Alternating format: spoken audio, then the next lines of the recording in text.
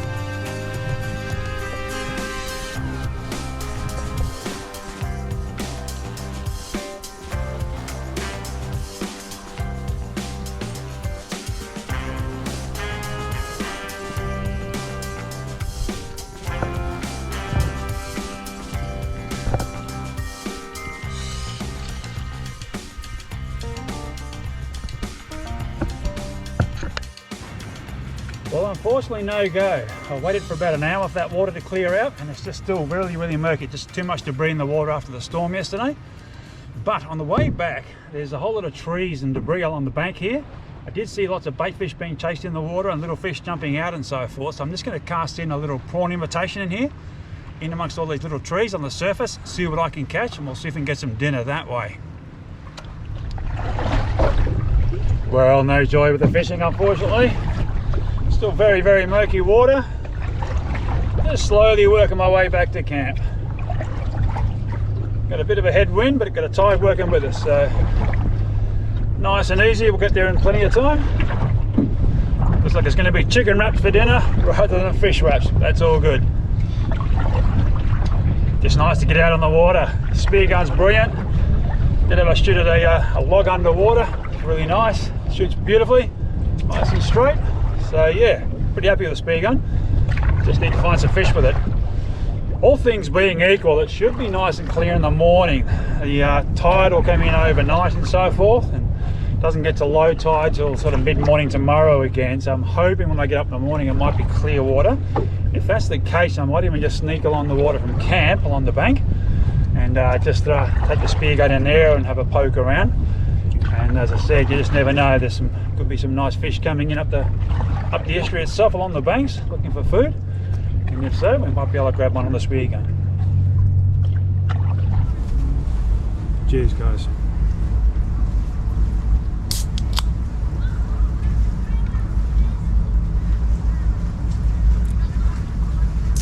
Unfortunately, no good with the fish. Not with the rod. Couldn't get a damn thing. Just too murky the water. Spoke to a couple other guys over here. Glenn next door, same problem. Got a couple of brim over in the sandbar earlier today, so I think I might head over there again early in the morning when the water's a bit clearer. We'll see how we get on.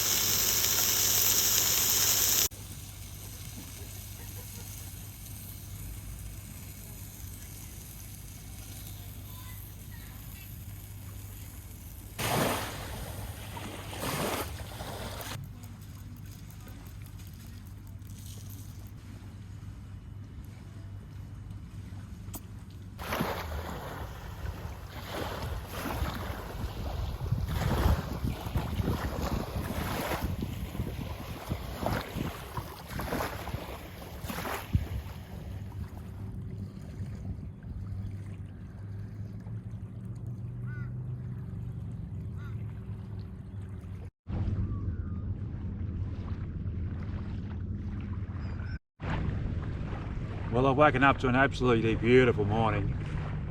Tides are slowly working its way back in again. 6:30 in the morning. It's pretty quiet on the water at the moment, which is great, so I'm just going to have this coffee and head out myself.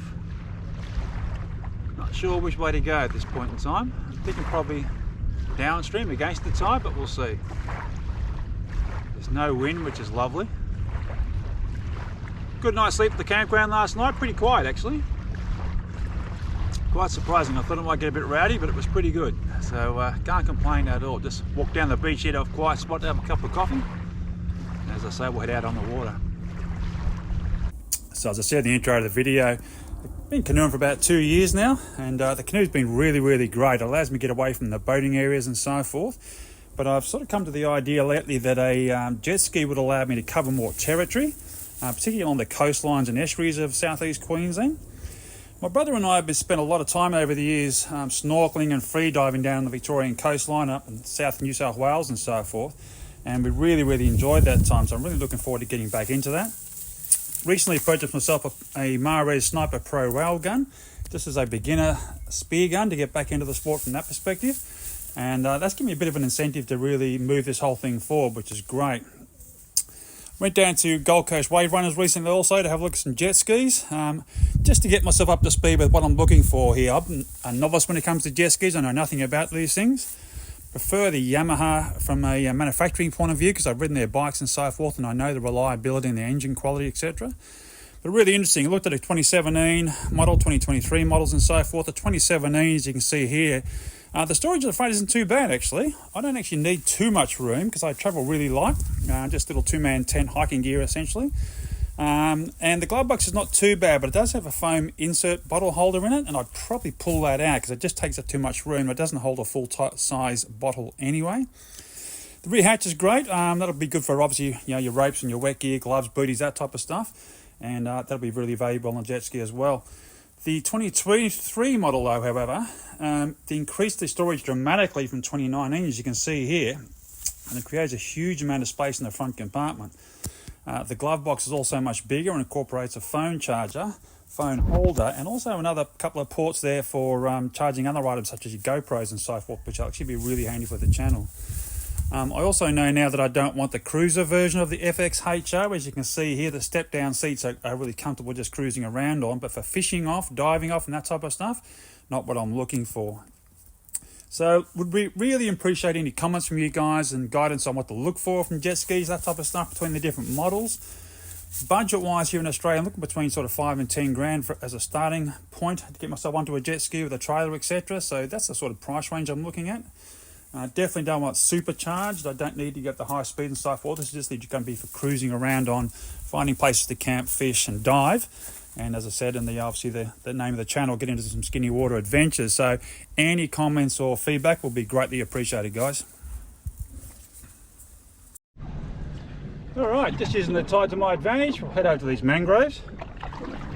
Water out here in the channel is beautiful and clear. It's nothing like what it was like yesterday with the outrunning tide and so forth up against the bank. There's a lot less sediment out here, so that might be a part of what was the issue yesterday. Was on the edges of the actual system itself, it picks up a lot more debris and so forth. But anyway, all good. We'll head over to these mangroves, chase some whiting, brim, that sort of gear, even flathead. See if we can catch ourselves some breakfast / lunch.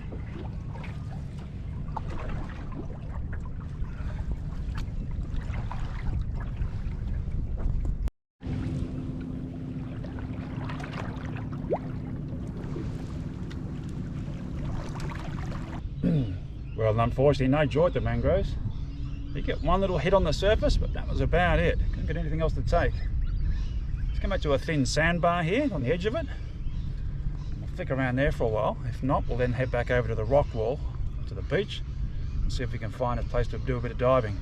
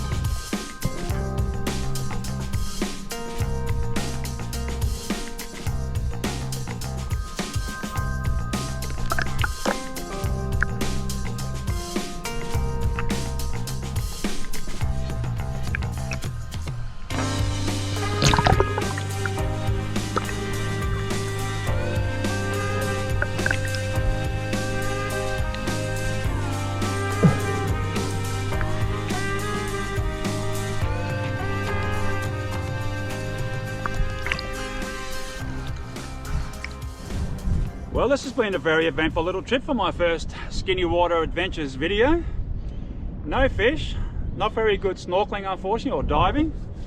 Couldn't catch a fish on the rod either. There was 1,000 boats around. I'm here on a Friday and a Saturday now, on a school holiday, so there was a lot of boats out here.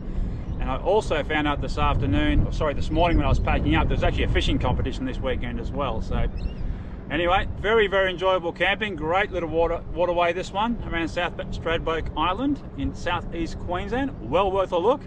Saw lots of jet skis, so that got me dreaming, of course, about what I'd be doing on a jet ski and where I would be going. It certainly wouldn't be this area on a daily basis. I'd be out exploring a lot further north from here and potentially south as well. So look, thank you for joining me on my first adventure. I look forward to seeing you all in a fortnight's time. Bye for now.